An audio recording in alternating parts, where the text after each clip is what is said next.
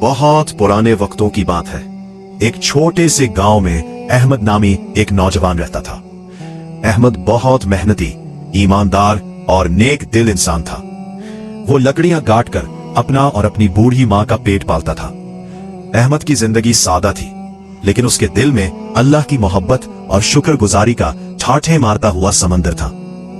गांव के दूसरे लोग अक्सर अहमद का मजाक उड़ाते कि वो इतनी मेहनत करता है फिर भी गरीब है, लेकिन अहमद हमेशा मुस्कुरा कर कहता, रिज्क अल्लाह के हाथ में है और जो उसने मेरे नसीब में लिखा है वही मेरे लिए बेहतरीन है।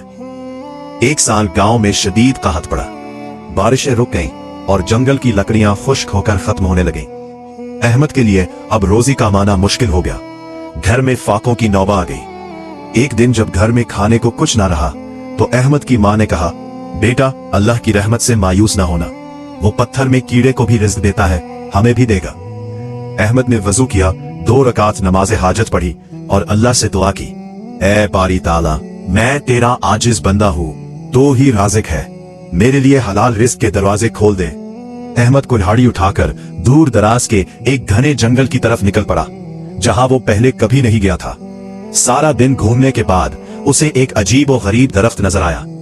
वो दरख्त सूखा हुआ था, लेकिन उसकी जड़ों के पास एक चमकती हुई चीज नजर आई।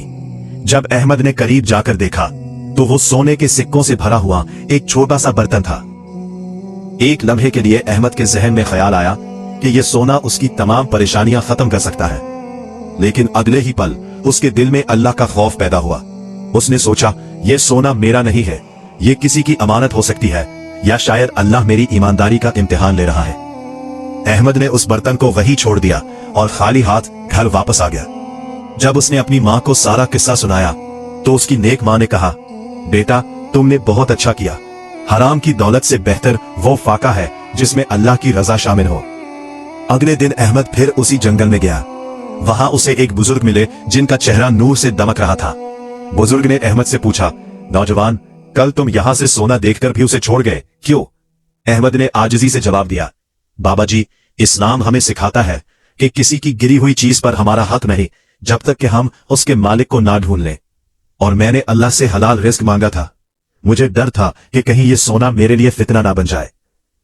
वो बुजुर्ग मुस्कुराए और कहा, अल्लाह तुम्हारी नीयत से वाकिफ है।